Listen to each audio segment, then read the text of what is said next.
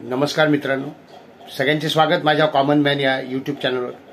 मित्रांनो, कालच मी व्हिडिओ बनवून गृहमंत्री अमित शहा, केंद्रीय गृहमंत्री अमित शहा यांचा निषेध केलेलाच आहे।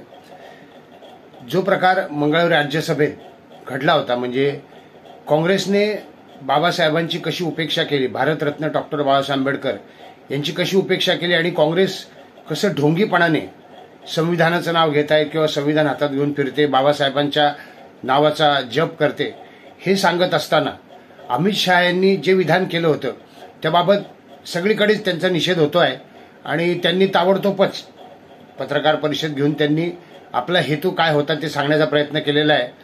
आणि काँग्रेसचं जे ढोंग आहे ते उघडं पाडण्याकरता मी असं बोललो असं त्यांचं म्हणणं आहे की तो जो जप काँग्रेस सारखं आंबेडकर आंबेडकर त्यांनी जे विधान केलं त्यात त्यांनी मान्य केलं आणि आता ते जे विधान त्यांनी केलं होतं त्यानंतर संसदेत जे काही घडलं ते मी बघितलं।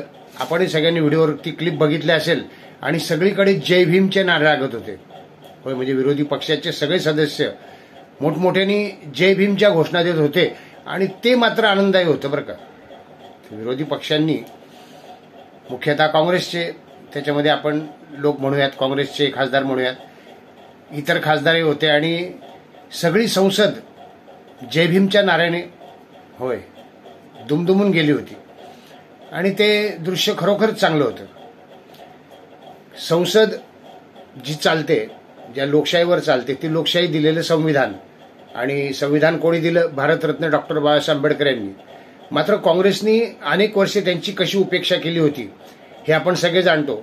अगदी निवडणुकीच्या काळातली गोष्ट आहे, तुम्हाला माहिती असेल की मधुसूदन मेस्त्री यांनी जी महाविकास आघाडीची महाराष्ट्रातल्या मीटिंग घेतली होती आणि तिथे विधान केलं होतं की आम्हाला आता आंबेडकर नावाची गरज नाही, कारण त्यावेळी प्रस्ताव आला होता की प्रकाश आंबेडकर यांना सोबत घ्यावे काय, आणि त्यावेळी त्यांनी स्पष्ट केलं होतं की आम्हाला त्यांच्या नावाची गरज नाही। आणि असं म्हणणाऱ्या काँग्रेसला शेवटी जय भीमचे नारे द्यावे लागले, हे दृश्य निश्चितच आनंददायी होतं। फक्त आता माझ्या मनात एक विचारून गेला की हे जर जय भीमचे इतके नारे देत आहेत, यांना महत्व कळत आहे, सगळ्यांनाच महत्व कळत आहे। प्रकाश आंबेडकर यांनी सांगितलंय की मृत आंबेडकर हे जास्ती परिणामकारक होय, त्यांनी उपवास केलाय। जिवंतपणी डॉक्टर बाबासाहेब आंबेडकर यांचा द्वेष करणारे लोक होतेच, त्यात प्रामुख्याने काँग्रेस होतो आणि संघाचं देखील नाव घेतलं, म्हणजे दोन्ही प्रस्थापित। संघ जरी राजकीय पक्ष नसला तरी संघाने जो पक्ष पुढे केलेला आहे भारतीय जनता पार्टी किंवा संघातून बनलेला भारतीय जनता पार्टी हा पक्ष, या दोन्हींवर प्रकाश आंबेडकर यांनी कालच्या प्रकारून टीका केलेली आहे आणि त्यांनी सांगितलंय की RSS च्या रक्तामध्ये हा द्वेष आहे। काँग्रेसने तर ते केलेलेच आहे, ते आपण उघड बघितले। आणि शेवटी त्यांनी असं म्हटलं की मृत आंबेडकर होय, मृत आंबेडकर म्हणजे आंबेडकर कधीच मृत होणार नाहीत असं खरं तर मला वाटतं। ते जोपर्यंत भारतात लोकशाही अस्तित्वात आहे, संविधान अस्तित्व आहे, तोपर्यंत आंबेडकर या नावाला मरण नाही आहे आणि ते मरण येणारही नाही, कारण लोकशाही सगळी त्या खांबावर उभी आहे संविधानाच्या। काँग्रेसचे आता डोळे उघडले असतील असं मला वाटतं। होय, म्हणजे डोळे उघडायलाच हवेत की त्यांनी जे जय भीमचे नारे दिले काल, तर त्याच आंबेडकरांच्या वंशजाला म्हणजे प्रकाश आंबेडकर यांना देखील कसं उपेक्षेला समोर जावं लागतं आहे। त्यांनी लोकसभेच्या आधी देखील विनंती केली होती, विधानसभेच्या वेळेला त्यांनी जरी एकला चालोचा नारा लावला असला तरी कोणीही महाविकास आघाडीमधील पक्ष त्यांच्यापाशी गेला नाही किंवा त्यांना घेतलं नाही सोबत। लोकसभेच्या वेळी तर तुम्हाला माहिती आहे कशा पद्धतीने त्यांना दूर ठेवलं गेलं आणि त्याकरता कसं खोट्या बातम्या मीडियामध्ये पेरल्या गेल्या। तर आता अमित शहा यांनी जे विधान केलेलं आहे, त्यांनी जरी त्याचं समर्थन केलं, त्यांनी पुढे येऊन त्यांनी स्पष्टीकरण दिलेलं, ही चांगली गोष्ट आहे। स्पष्टीकरण द्यायलाच हवं आणि घाबरायलाच हवं। त्यांनी स्पष्टीकरण दिलं, पण मनामनातले हा जो द्वेष आहे तो जाईल का? मनामनातला म्हणजे जातीय विद्वेष, आज इतकी वर्ष झाली मनुस्मृतीशी लढाई सुरू आहे। जातीवाद जो मुख्यतः मनुस्मृतीमध्ये सांगितला गेला किंवा वर्णाश्रम जो सांगितलं गेला त्याविषयी लढाई सुरू आहे आणि ती लढाई कधी संपणार आहे हा प्रश्न माझ्या मनात आहे।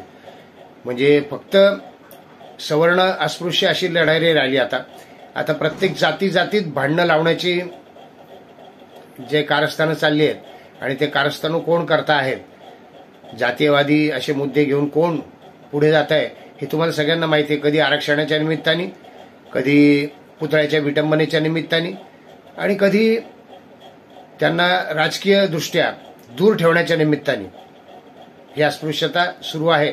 आणि त्याबद्दल आता नक्कीच काहीतरी व्हायला पाहिजे. आणि म्हणून मी वारंवार सांगतोय की प्रकाश आंबेडकर यांच्या नेतृत्वाखाली सगळ्यांनी एकत्र येण्याची गरज आहे.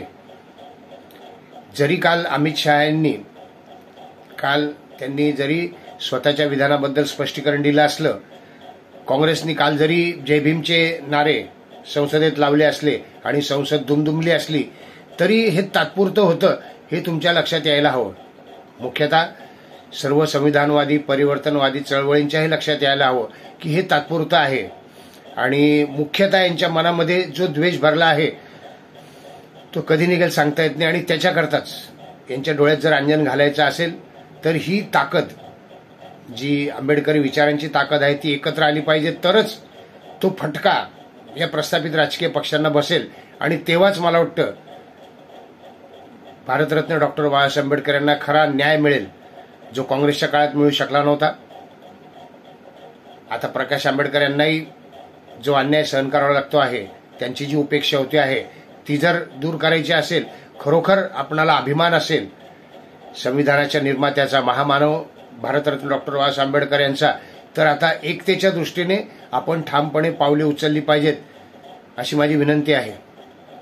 एकता, आणि ती देखील प्रकाश आंबेडकर यांच्या नेतृत्वामध्ये वंचित बहुजन आघाडीच्या छत्राखाली. व्हिडिओ आवडला असेल तर लाईक करा, शेअर करा, सबस्क्राईब करा.